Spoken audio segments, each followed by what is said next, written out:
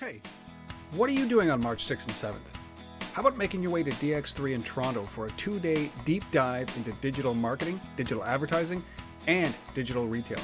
Along with a free exhibit hall, there are going to be over 40 sessions, including speakers from Microsoft, Salesforce.com, Google, Well.ca, Facebook, Lowe's, and Mountain Equipment Co-op. Come see what one attendee called a rare thing in the digital world. Register at www.dx3canada.com today. See you there.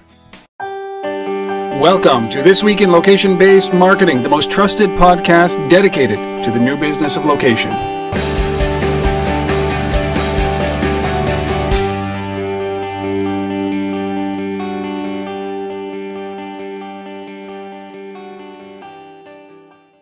Hello and welcome to episode number 115 of This Week in Location-Based Marketing. We're recording this live on February 1st, 2013, first day of February. My name is Rob Woodbridge from Untethered.tv, located in frigid, again, Ottawa, Ontario, Canada. With me always, Scott Kveton from the Location-Based Marketing Association. Slightly less frigid here, but equally cold, I'll say. But hey, I'm off to San Francisco next week, so it can only get better. Where are you? What are you doing in San Francisco, Asif? I am heading off to speak at the Apps World Conference, which is going to be awesome. We got a great panel on location featuring some of the guys we talk to here regularly. Urban Airship will be on the panel with me. Saatchi's mobile arm of their agency, M Saatchi. We've got M Blocks on that panel as well. And AT&T, so it'll be pretty cool. You know, the best part of all of that, right, that I just heard right there, aside from you sitting with all of those great companies, is San Francisco. Yeah. Well, it's one of my favorite places. Yeah. I did spend almost 3 years of my life there, so. It is an incredible place, and it is incredibly warm. Even if those folks in San Francisco think that 15 or 16 degrees Celsius is cold, stop your complaining. Well, it should be a good one, and I expect a full wrap next week of what happens at this conference. It should be the penultimate mobile event. Sounds cool. Yeah. Before we begin, I want to remind you that you can subscribe to this podcast through iTunes or through any of your podcast readers through an RSS feed.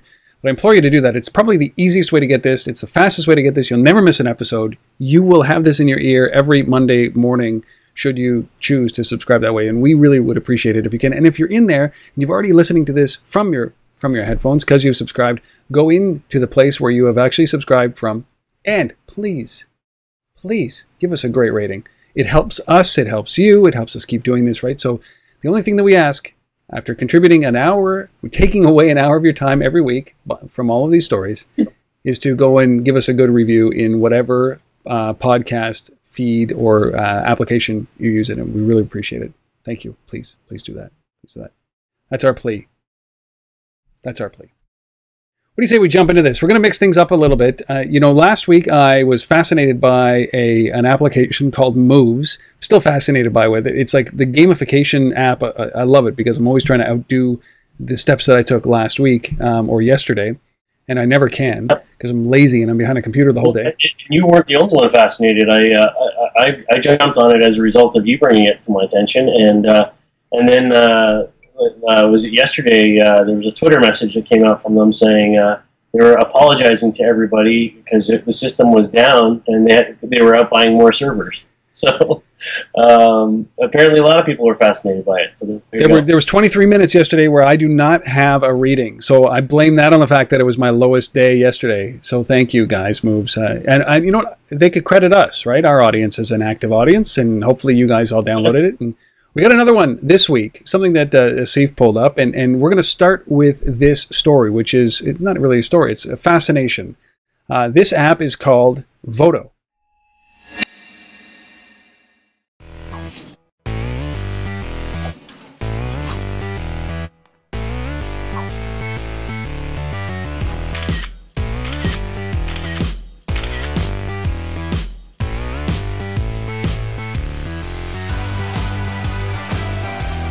Red one. The green one.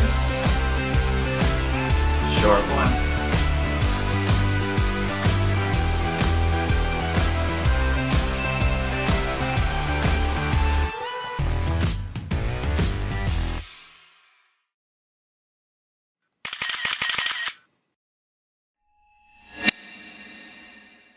Asif, talk about a Voto app.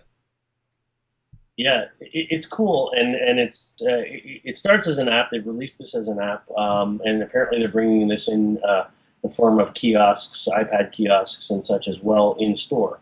But effectively, what Voto is a way when you're out shopping and you find something that looks interesting, but you're not sure if you're going to buy it, and you want the opinion of trusted friends and family and such. What happens is you take a photo of the things that you're looking at, and they've effectively created a simple way for people within your social networks to vote and provide their opinion on something in a very visual, image-driven format. So nothing, you don't type anything. It's purely sort of image-based, and people just click on the one that they like, and then it starts to rank and score and gives a certain percentage. 16% of the people like this one, and 32% of the people like that one. So really interesting, really simple. I think it's got a lot of potential, and even as a kiosk solution in store, I think there's some big potential here. The founder, Scott Paul, their CEO, describes it as, or he says this: "We created Voto to be an easy and fun way to ask questions to a social network using images. And our vision is to gain valuable analytics from the mobile social marketing space using images." So it's all about images, and I like it. Yes, so do I. And I think that there's a huge potential for this for testing new products. I think that this is that kind of, maybe this is the missing element that Instagram doesn't have, right? Which is the ability to choose, right? So you take a snap of 4 colors or 4 book covers or 4 product packaging, and you send it out to your community to be able to see if whichever one resonates more. And this is, I love this. This is testing. This is user testing, ABCD testing, and I think it's pretty cool. My social network and my friends are not as involved in getting me dressed every morning. I do that pretty much all by myself. Sometimes it shows, right? But I do dress myself, and I do choose my own clothes for right or for wrong. But I can understand how a generation below us would find that this would be appealing. Certainly, they're all much more in touch with it. And I would hope that if I had a daughter like you, right, that she would take pictures of the clothes that she's going to choose to wear or choose to buy, so I could veto them before they get off the rack. You know what I'm saying? Exactly. Right. Yeah, it's perfect for you. See, if you just got to wait. Hopefully. Well, because then you get, like, in the video that we're going to show about this. There's a quick example there about different people in the social network voting, and the girl sends it out to her network, and other girls are voting and saying the red one, the green one, and then a couple guys in the network vote and say the shorter one. Yeah, the shortest one. So there you go. I like this, and if you're interested in it's Voto app, votoapp.com. And this is another fascination. We hope to bring these kind of applications up to the forefront when it comes to these are location marketing. The analytics behind this are going to be incredible. As soon as they engage with photo recognition, all of a sudden this is something that can be marketed, and I think it's a great start. It's a simple app until you start to think of the consequences, and then it starts to escalate. And I think that's why this is a fascinating business. So Voto app, votoapp.com. Go download it at the App Store. I don't think that there is a version yet for the Android devices, but they're asking if you're interested to sign up on the website. So Voto app. Yeah. So there, a little bit of fascination. Now we're going to mix it up a little bit around the structure of the show. We're trying to test to see what works well, and I'd love your feedback, please, to let us know if this works for you or not. We do have our usual bevy of serious content here. We've got 6 great stories that incorporate some huge funding, some acquisitions. We got certainly, what I think has been labeled as the Airbnb for office space. Big news from LivingSocial, big bad news from LivingSocial. A cool vending machine that is in partnership with Pepsi and Intel. All those stories are going to be coming up right after this, which is our special guest this week, who is Scott Kveton, the CEO and founder of Urban Airship. We talked about these guys maybe 3 weeks ago, and they had bought a company called Tello, and they integrated Tello right away, and they started releasing this Passbook product for a limited group of their customers. And I just sat down with Scott recently, last week, to have a conversation about this. And so this is it. This is that piece of the conversation about how they integrated Tello, how they rolled it out, and how they see location as such an important piece to what they're doing with Passbook and Tello. So without further ado, we'll bring in Scott. Then we're going to jump into the news right after we're finished with Scott. So here is Scott Kveton, CEO of Urban Airship.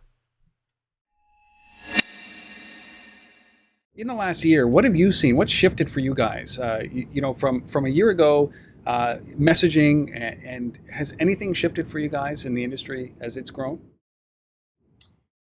Yeah, I mean, I think what's happening is, this channel, this smartphone channel, is really starting to mature.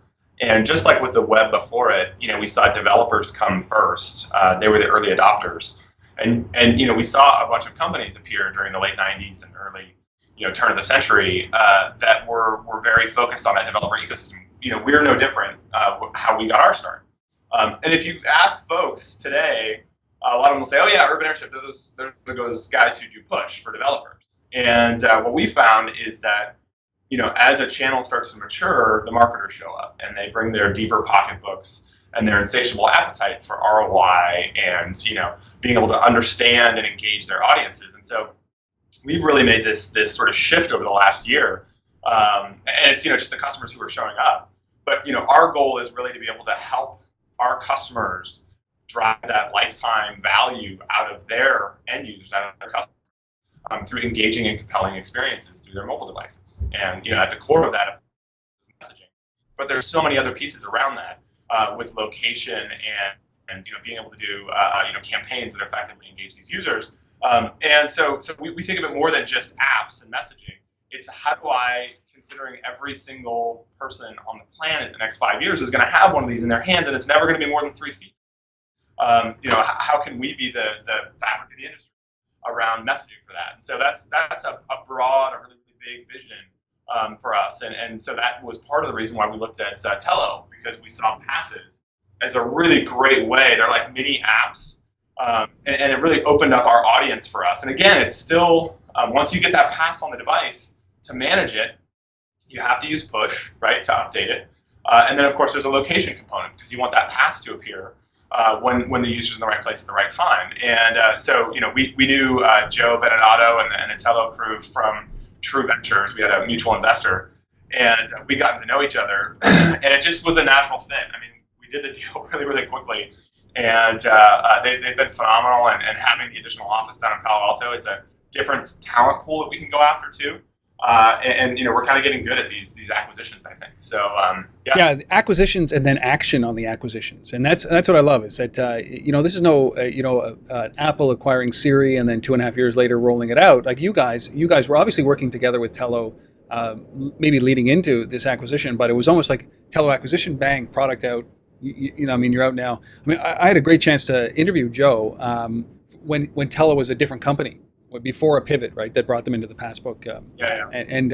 It's an interesting thing. Like I think that Passbook is an unsung hero. It's a low hanging fruit for companies that want to get into mobile and get into this entire push world or communications world with their customer and not have to fork over hundreds of thousands of dollars to do it. Right? It's a very, very, very effective way to be in front of potentially, 160 million people on the iOS platform. We actually just hosted a webinar with the MMA yesterday, and I mean, it was the most attended webinar they've ever had. I mean, it was amazing, and it was Joe and then our CMO Brent Higelke who led folks through an hour-long discussion about the opportunity around passes, and then of course we talked a little bit about the product as well. We've got a great relationship with MMA. I'm a huge fan of Greg Stewart, who's their global CEO. We actually won the MMA Global Enabling Technology Company of the Year last year. I'm a huge fan of industry and sort of trade organizations because it's about, those organizations help, raise the bar, and it's a rising tide lifts all boats kind of thing. So so we've been really excited about working with those guys. Okay, so tell me, how important is Passbook, or are these passes for you guys now that you've kind of sunk your teeth into Tello and you started to roll this out? Obviously, there's a lot of interest in this, but is there still confusion in the market? What are you seeing?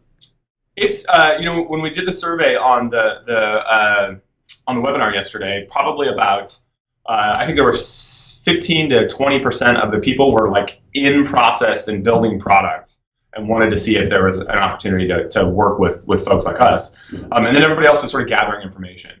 And what we're seeing is, it feels a lot like Push did, 3.5 years ago. People were sort of like dabbling in it. But what we found is that, a lot of these folks already have an app, and they're realizing, wow, these passes can really augment that app. And they're helping drive more downloads of their app. But it's a great way to kind of, engage, a lightweight way to engage with a brand through these passes. And it opens up, the types of customers we can go after because they don't have to have an app. But we can actually shepherd them through this whole thing, saying, hey, why don't you start with passes, and then maybe you can do an app, and then figure out how you engage that consumer over time. And so to us, it's very, very exciting. What can I say about Scott Kveton that I haven't already said about this guy? That was the third episode that we've done together on Untethered.tv. They'll be up in a couple of weeks. When this is an advanced clip, which is so rare. It'll be up in a couple of weeks, and you can watch the whole thing. But please go to urbanairship.com. Take a look at what these guys are doing. Big fan of this. They call themselves part of the plumbing of mobile, and I truly believe what these guys are doing is incredible. Asif, when I sat down with Scott, he was talking to me about the growth that they've had over the last year, and it is insane. Like, they're up over 125 employees. They've been profitable since pretty much day 3 kind of thing, but they anticipate that they're going to double in size. Offices around the world. Scott, and the first time I sat with him, there were 20 employees. I love this story. So huge fan. Oh, it's amazing. The acquisitions that they've made are just bang on. And then being able to pull them and integrate them, really quickly and get things to market. And, ultimately they're making money, which is what I like. So. Exactly. I love it. So Scott, thanks for doing that. Check out urbanairship.com, but please come back to Untitled.tv in a couple of weeks. You'll see that full interview. There's already a couple of them up there. If you're interested in how they actually did grow their revenue 460% in 2011. It's just incredible. Great story. Success in the mobile space thus far. All right, so let's jump right into our stories here. We've got 5 great stories that are coming up, and some acquisition news and some funding all wrapped into this. It's going to be a quick thing, and our resource of the week as well. We're going to be talking about the state of the location-based services in 2012. It's a great infographic that we will finish off. But our first story, the only way I can label this is the Airbnb for office rentals. That's probably the best way to classify this. 42 floors, they raised a little bit of money. Yeah, they did. A lot of money, I think. $12.3 million. maybe too much money, Asif. Well, it depends on where they're going. I mean, but $12.3 million bucks coming from some industry veterans here. We've got Bessemer Ventures, Reddit, his co-founder, a bunch of names around the industry: Chris Dixon, Dave McClure, guys we know well, and so there's some obviously serious pedigree coming with this money and relationships.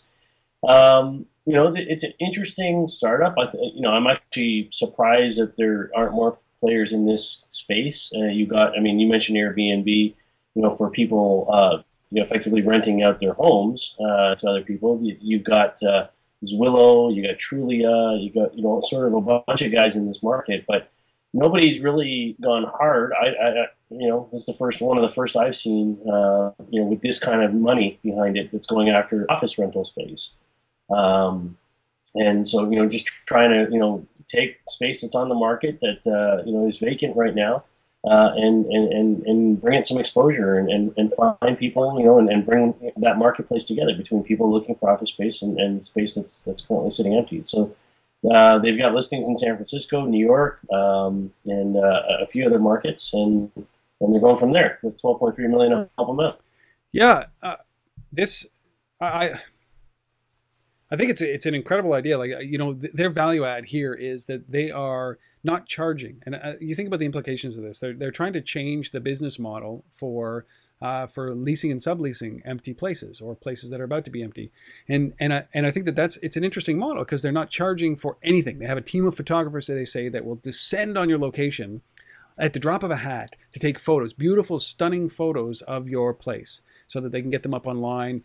It doesn't cost anything to actually display the I guess the building or the apartment or the office space, and they make money off of affiliate programs through like moving services and through furniture rental services and those kind of things. So they're trying to take a different approach to the entire basically classified section for finding and leasing and renting office space. I think that's pretty cool.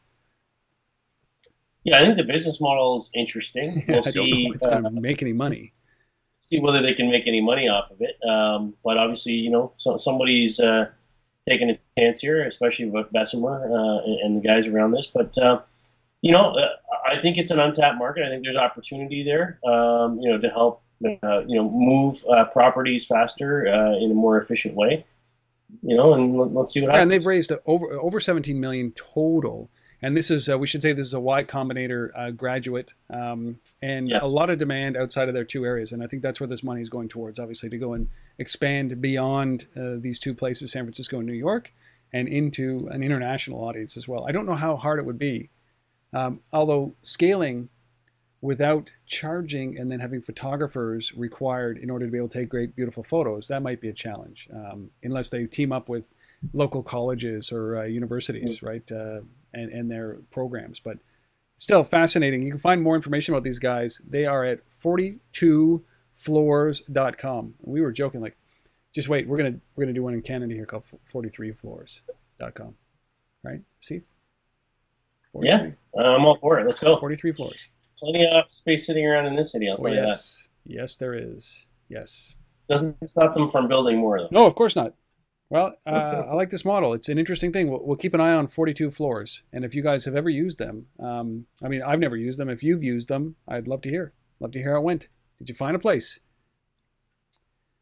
All right, our next story. This makes sense. It's a quick story that these 5 Taiwanese carriers coming together for a joint venture for mobile payments. First of all, there are 5 carriers in Taiwan. Is that it? Apparently, and I guess I'm not surprised. I mean, I think it's a market that is certainly more competitive than this country for sure. And I think many of the Asian markets, telecom markets, are. This follows a trend that we've been seeing across a number of different jurisdictions, a number of different national markets.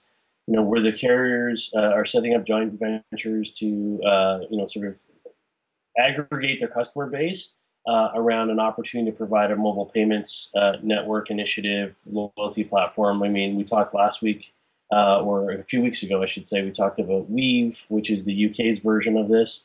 And here we're seeing this from Taiwan as well. And obviously in the US, we have ISIS. In Canada, we have programs going on here. So, this is something that's happening everywhere, and I think we're going to see many more of these in other markets as well.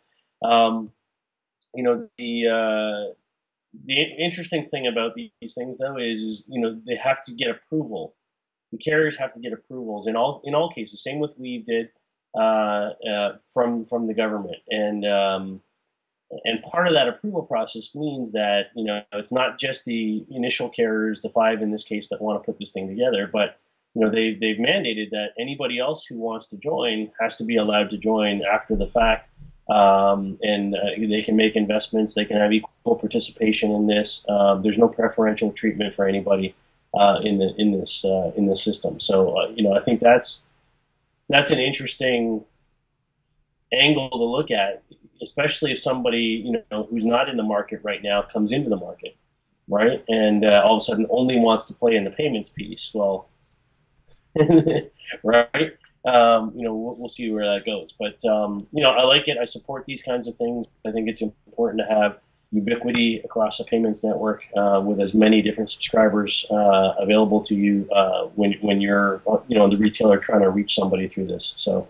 Makes sense. It does, and unfortunately, even when it comes to carriers around the world, First In always puts up the huge effort in order to be able to pave the way for everybody else. It's the same way, when the original carriers here in Canada, like Bell Canada, laid all the copper they could in order to be able to get phone lines up and active, and then cable came in and said, well, listen, we're going to get into this business, or the smaller, I guess the Clex came in and said, oh, you know what? we want to be phone providers as well, and you have to give us. It was mandated that you have to have the carriers have to give them access to the copper. So it takes away your advantage, your competitive advantage. You've put all the money into the infrastructure, but it removes the possibility from a monopoly. And so I think that there's a good balance here, and it's going to happen across. Taiwan is just an example of what's going to happen across the world when it comes to mobile payments like this. It's a natural evolution. Yeah, yeah, no, I just expect more of these things to happen in other markets, as well. Just a quick side story, a little bit. I hope you don't mind me going off track from the payments piece, but just because we're over in that part of the world. Another story that just popped into my head that I was reading about this week, which is very relevant to the location community that we're talking to here, is in Vietnam. There's a big controversy going on around WeChat, and what happened is the WeChat app. WeChat is all about, as the name implies, it's a chat application, a messaging application, but you can share your location in that with people that you're talking to, and maps. As well are part of that sharing experience. And one thing that happened on this is that there's a territorial dispute going on between Vietnam and China around a couple of islands that are in between them. And if you're in Vietnam and you pull up the maps part of this in English or in Vietnamese, you see the normal Apple, Google Maps where they're pulling them from. But if you switch the language to Chinese, you see a different version of the map that is showing Chinese claim of those properties, sovereignty over those properties, which has offended tons of people. All of a sudden, there's been a massive amount of people in Vietnam this week that have basically dropped WeChat. And we're seeing this over and over again with other Chinese-based companies like Baidu and other things. It's also happening in other markets over there. So this is something that has to be watched. And I think it also has implications to the payments discussion. Because a lot of these payments platforms are starting to look at loyalty and offers and deals and mapping being tied to that as well. And I think in that region of the world, where there's Chinese speaking population that obviously want to communicate in that language in markets outside of China, this is going to be an ongoing concern. We're going to see a lot of this happen. So there you go. So sorry to sidetrack. No, it's worthwhile. It's worthwhile. I think that. At one point it was easy to draw boundaries, right? But especially when you can translate into multiple languages and or you display things in different languages, and it changes the boundaries. And especially when there's been battles in Kashmir with Pakistan held Kashmir versus India held Kashmir, and the battle that goes on there to this date is over where that line is drawn. And you can just simply redraw it with any kind of mapping software. Pretty significant. Yeah. So all right, well. Yeah, good segue. I don't know how to segue into that other than we're going to talk about some other bad news right now, which is LivingSocial reporting a $650 million net loss for their last fiscal year, which brings their losses from 2011 to 2012 to over $1 billion in losses. Man, what? This is scary stuff. And they're trying to. I mean, the reason this came out is because it's part of Amazon's filing, and Amazon is a key investor in this. $52 million last year, $200 million all in, I think, roughly, that Amazon's put into this company. And as part of Amazon's filing, obviously they had to disclose where they are, and out of that comes LivingSocial's lost $650 million net loss of $650 million. And we talked, I guess, just before the holidays about all the layoffs and everything else. So, this is obviously, the ammunition to back up why they have to, scale back and go there. But, as much as they want to spin this and say that, the market is young, there's lots of room to grow. We know, we've been experimenting. We know what we have to do to succeed, which is what they're saying. We've made the right moves here. We've cut back. We don't expect these losses to sustain. I think there's a lot of challenges here. I think LivingSocial really needs to focus now on mobile. Like, we haven't seen a lot from them on the mobile side. They're not doing a heck of a lot on location. They've taken some side ventures into restaurant business and other things. This is a hard business. It's a people resource intensive business, as we've heard from Groupon and these guys. There are a lot of challenges here, and I don't expect this to turn around anytime soon. Well, their revenues, they more than doubled their revenues year over year from $250 million to $536 million, but their loss went from about $350 million up over $650 million. So it just shows you the cost of the revenue is so expensive right now, and it is labor intensive. They have to find a way, like Groupon has done to their credit, and I hate giving Groupon any credit, but what they're doing is they're shifting their business model right in front of our eyes, right? They're moving away from the couponing, and they're acquiring companies that are going to eventually move them in a completely different direction. And LivingSocial is trying to do that. But the staggering thing was that $200 million that Amazon invested into LivingSocial is now on books. Amazon says that is now worth $52 million, given all of these losses. So the book value of that $200 million is $52 million, which is so they've lost 3/4 of the value of that investment. They can't be that happy. And the only time that Amazon's really benefited is when they've offered a $20 coupon for $10 into Amazon's store. And so and the other thing that I also look at in this is that in those job cuts that they did way back when, 400 or so jobs that they cut. Part of that same announcement was they completely withdrew from all sorts of international markets. I mean, so there's big problems overseas as well. I mean, they pulled out of the Middle East, they pulled out of the Netherlands, they pulled out of Mexico, they pulled out of I think Indonesia and a few other markets as well. And so obviously there's challenges with these models. The U.S. market, is overwhelmed with deal systems. So they're fighting a battle where there's just, a wealth of platforms to choose from. Most of the ones that seem to be getting, more of the traction are loyalty oriented, not, just deal, and margin erosion. So there's lots of stuff to deal with there. The international markets, never got it to begin with. In some cases, like the Dutch market, guys like Scoopy over there are, trying, and trying to do things in a very local way, which is probably the only way you can survive. So for me, there's a lot of challenges with this business, and I expect more losses, not significant turnaround anytime fast. Well, you hit it on the head there with the local play on this. Is that, I mean, it's one thing to create one in your city, right? And I think that your city, there are certain things in your city that are unique that it'll make it work, and the relationships that you create with the retailers will make it work. Simply put, and in Canada, Post Media shut down, just shut it down. Like, what was that thing called? There's WagJag, which was Four-Star.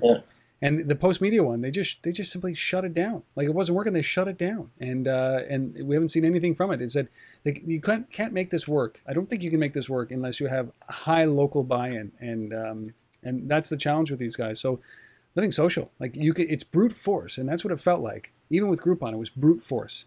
Like, we'll stick 6,000 people out there selling, and it's brute force, and we're going to do it. And then all of a sudden, they woke up one day and they realized that, they can continue this, but they're bleeding. At over two times revenue, the amount of money that they're bleeding, and it's just you can't continue this way. It'll bleed to death. So, big loss for LivingSocial. It's going to be an interesting year, boy oh boy, and who knows where they're going to be by the end of this year, if they're going to be still as big or in the same business. LivingSocial.com for those of you who don't know. One of the interesting comments that I saw in the Washington Post about this guy was that, I've never heard of LivingSocial. How could a company that I've never heard of lose $650 million? Like, I'm pretty sure there's a lot of people in that boat, that just a lot of companies and people who've never heard of LivingSocial. So LivingSocial losing that much money, crazy. All right, you like this next story. I'm mixed on this. This is Intel and Pepsi partnering on a way to increase the interactivity of a vending machine. Like, are they hoping that dwell time increases so they sell more drinks? Well, I think what they're hoping is that people choose this machine over maybe another machine because it's there's more fun to it. So to explain what it is, Intel and Pepsi have teamed up and have created digital vending machine, so to speak, that once you've bought your item, you can do things on the machine. Effectively, there's a screen there that you can play games on, and you can do some things to share and interact with your friends and your social network. Hi, this is Shara Butler at NRF in New York City at the Intel booth again, and I'm here with Ravi this time. We're at the new Pepsi vending machine. It's an interactive machine. Can you tell me a little bit about how it works? Yeah, absolutely. So this is a digital medium that Pepsi chose to be able to interact with their consumers in a one-on-one fashion. So a consumer walks up to the vending machine expecting a soda, and they can come in, touch anywhere, and they have several options in here. They can choose to buy a drink, have all the different bottles that of beverage that's in there, and they can choose any one of them and be able to see more information about that particular product, see nutritional information associated with it. Once they are satisfied with all of that, they can actually choose this button to touch and vend it. So once they are actually done with the vending and as they're enjoying the drink, they can actually continue to interact with the machine in a more one-on-one fashion, where there are game options, where they can play an interactive game and then get a gift if they're chosen for that, and be able to gift that soda for somebody across the town or maybe somebody across the world, where they are sent a promo code with their email address, and then they can take that to the machine and redeem it. So that's in a way creating a lot of social buzz for their beverages and be able to have more and more consumers interact with these kind of machines. Is this available yet? Are you guys testing it anywhere? Yeah, this is available in about 5 general growth property malls across the United States, and they have 10 units of these scattered throughout those malls, and they're utilizing them to do evaluations on how the consumers are interacting with these machines today, and doing a lot of that analysis to be able to enhance how they deliver this into the real world. Great, well, great, thank you. Absolutely. This is Shara Butler at NRF.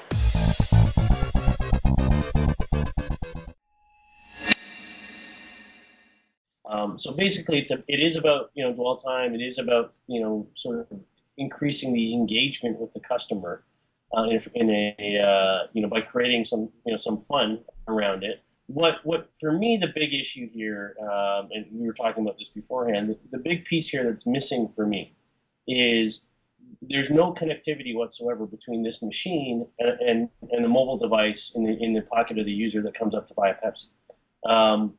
And I think that if there was that connection, there's a lot of things that become possible in terms of what you can do, right? So if that machine's sitting in the cafeteria in my office building that I go to every day, and 2 o'clock in the afternoon I go down to get my Pepsi or whatever it is, well, if you had a relationship with my mobile device and you could sense me walking up to that machine, you could do things on the screen that welcome me to the machine. You could say, hey, do you want the same thing that you had yesterday? Because what I bought. There's the ability to have a mobile payment to enable that. There's a lot of things that could be done just by understanding proximity of that machine to proximity of the customer coming up via their mobile device. And I think that's a missed opportunity here to kind of leapfrog and do something really, really different. I like the gamification elements, but I don't think it's enough. Yes. And I think Pepsi is afraid of Coke. Right, like I think Coke is an innovative company that they are looking at how they can use this. They look at these they look at all of these vending machines as vending machines, right? And it just seems like the way Coke is going is a much more natural way, which is, look, we have a network of these vending machines around the world. They're selling drinks. People understand what it is. So let's start adding different product, and let's sell music. Let's sell digital goods. Let's sell anything that we can from these devices or from these machines, because it's a natural extension of their business. What Pepsi and Intel are doing here is like Vegasifying these machines to a point where like it's going from like a square wheel to a Lamborghini overnight, where people are going to be overwhelmed, and the only thing they really want to do is what? Get a goddamn drink. Right? So enable me, as you said, enable me to, first step, allow me to pay. And I think that the novelty of being able to pay with a device will bring people to that vending machine. You don't need games and like touch screens, and who's going to clean that stuff, and what happens when they break, and the maintenance. And I'm thinking this is just an overkill for a simple solution, which is some stupid little NFC chip or Bluetooth chip in there that enables me to pay, get credited for my loyalty, send some gift cards, whatever you want to do. But I think that they're missing the point, and Coke gets it. These are vending machines. We have a massive network of vending machines. Let's vend through the vending machines and let's enable payments. It's just an overkill. But like, are we going to get there? For sure. I think just Pepsi's maybe a couple of years too far in advance, and I don't find the use for this yet. Hey. I'm with you. Pepsi, Intel. What do you think? Am I off here? Like, would you play a video game? Would you play a game on a vending machine at this moment? Or would you pay 99 cents? Or with the purchase of your drink, could they send you a free game to your mobile device? I think that's even a better idea than playing it, right? Yeah. Well, again, for me, it's about a relationship between that vending machine, that digital screen built into it, and the mobile device that's in my 100%. Right. Totally with you on that. So, I mean, the real question is, why hasn't Pepsi reached out to us to talk about this before they go and spend these millions of dollars? If you're going to spend millions of dollars, spend a fraction of that on us, and we'll steer you clear of these ideas, these insane ideas, right? We'll help you for less than millions of dollars. We're available. Pepsi, Pepsi, Pepsi. Pepsi, Pepsi, Pepsi. Pepsi, Pepsi. All right. All right. Our final story here is about... here is an industry that is ripe for disruption. We've talked a little bit about, the restaurant industry in many episodes beforehand. But here's a company called Olo. They raised a lot of money, I'd say, $5 million, and some acquisition in this space that kind of makes this a very competitive landscape for for going forward. And everybody's in the space, from Google to Foursquare to Apple. First, talk about Olo closing a good round of money.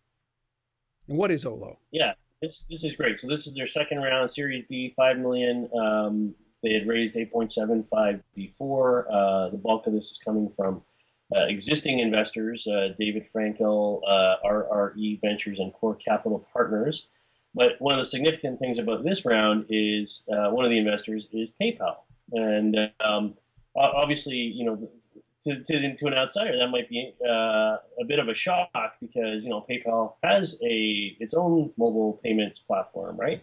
Why are they investing in Olo? But I think this makes a lot of sense, and it makes sense for a lot of reasons. We talk about PayPal all the time on this show.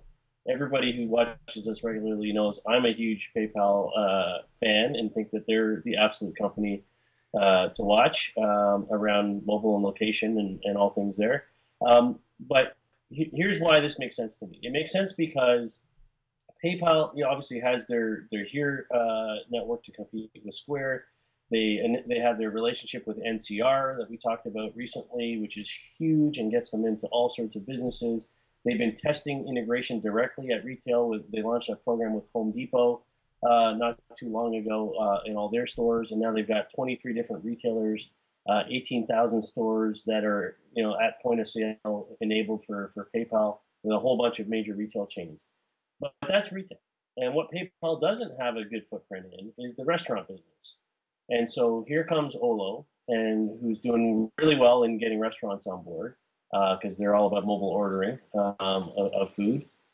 And PayPal says, well, we want entry into that market. We want a piece of that market. And so rather than going and trying to do it on our own, as PayPal has been doing, well, let's invest in somebody. Let's partner with somebody. And so that's why this makes a lot of sense to me. It brings them into a different vertical than they've really had a strong foothold in.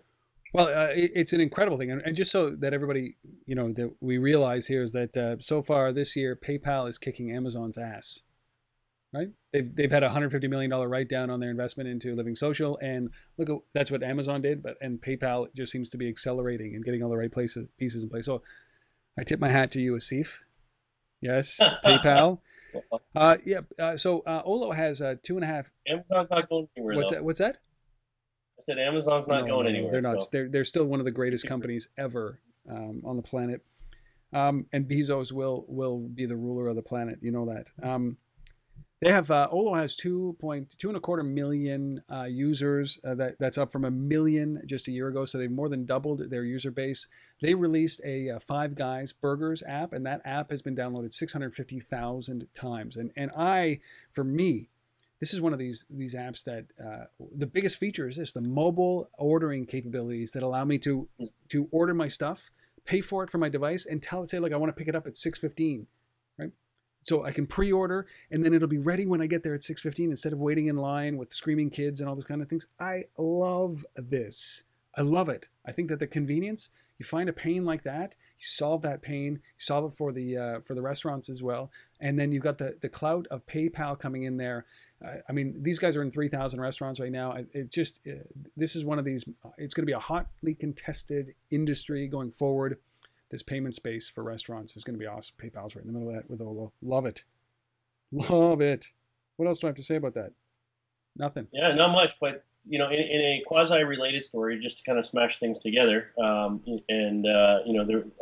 news in the industry this week was Opentable, which has been around for a while, goes out and spends $10 million to acquire FoodSpotting. Why don't you kick this one off? This is, I've never seen, I mean, they spent $10 million, Opentable spent $10 million on FoodSpotting. FoodSpotting raised, $3.75 million over the course of their lifetime. They sold for $10 million. I've never used FoodSpotting. I certainly think that there are a lot of people who take pictures of their food on Instagram, and I think that it's a highly competitive space right now. Certainly even Evernote is getting into the food photoing space as well. So everybody's in here, and you've got Yelp, and you've got all these companies. And then you've got this backlash from the restaurants. You hear this story this week, which was that the restaurants have outlawed, they've banned people taking photos of their food because maybe the presentation isn't up to par. So they don't want to have people judge their food based on the cover, right? And so I think that there's all these things happening around this. FoodSpotting started that trend. Would you consider them the lead in this industry, Asif?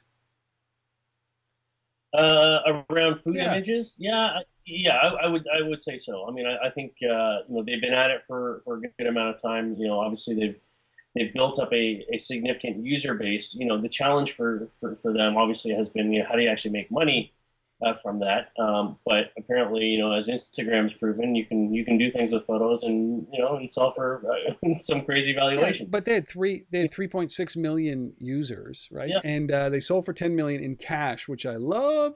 Take the money off the table. Yeah, for me, this is awesome for FoodSpot. Yeah. I mean, this is people doing the right thing.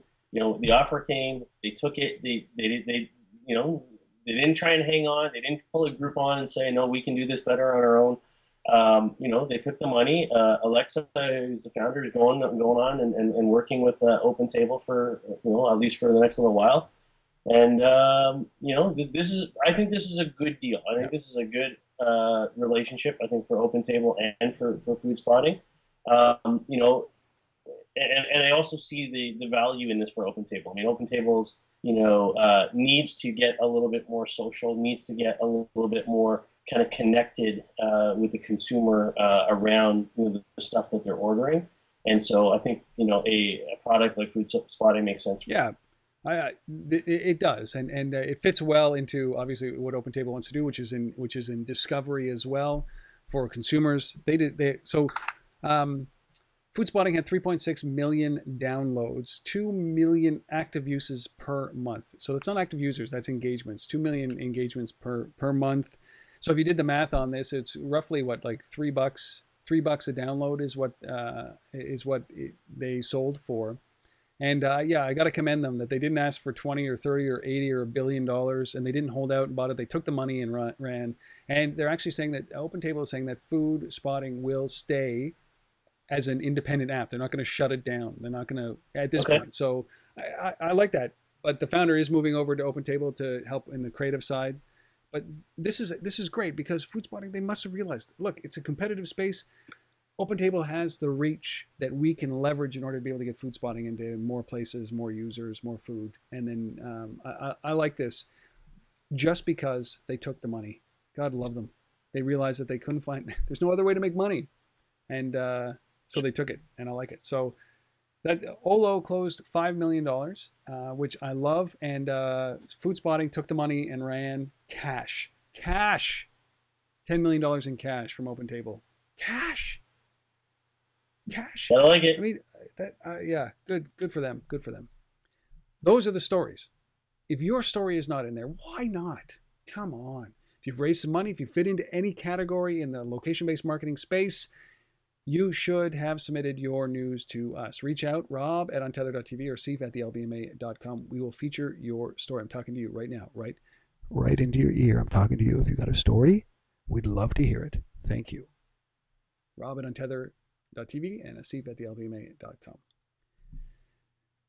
Last piece of business, our resource of the week, which is a bunch of research. And this is a kind of a look back at what happened, the state of location-based services in 2012. This is, you can find this on the lbma.com/research. What is this? Asif, this is a great little infographic.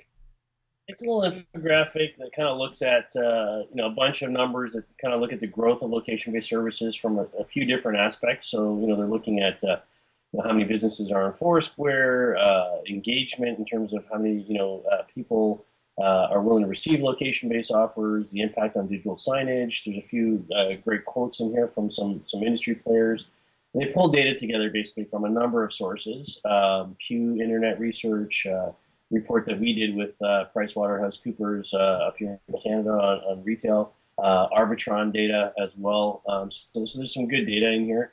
One of the stats from the Arbitron piece is it says 19% of consumers made an unplanned purchase after seeing an ad of an item on a screen, which is that's a big number. And you can only imagine if to the Pepsi Intel discussion we just had, if you can get 19% of people to make a purchase when they see an ad on a screen in a store or wherever they are, can you imagine if the ad was targeted to somebody as they walked up based on device data that they were pulling off of the mobile device?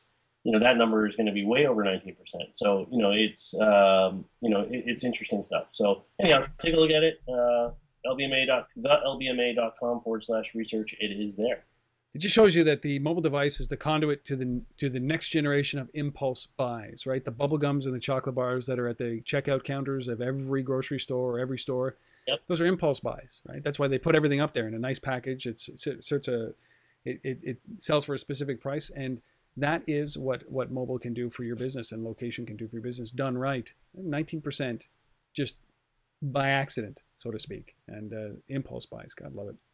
So head to the lbma.com/research, and you will find that and so much more. Like, it's incredibly amount of research that you've got. Yes. And speaking about that, just something just popped in my head. If you are going to our site, and we obviously encourage you to come to the lbma.com, there's a survey up there on a couple of the banners that are running. We've partnered with the CMO Council on a study that they're doing on looking at social, mobile, and location and how that comes together. So if you're a brand marketer, you're an agency person out there, there's a short little survey. We'd love you to fill it out and complete it. Just click on the banner and it'll take you right to the survey. Again, that's in partnership with the CMO Council and the LBMA. So just look for the banners on the site. When does that end, Asif, or is it just going to be ongoing? It's up. It'll be up for the next couple of weeks. Yeah. So please, your voice is important. So reach out, and this is a good way to do it. Asif, safe travels to San Francisco, warm and sunny San Francisco. Full report we expect next week when you get back on episode number 116. And until then, see you later, everybody. Have a great week. Cheers.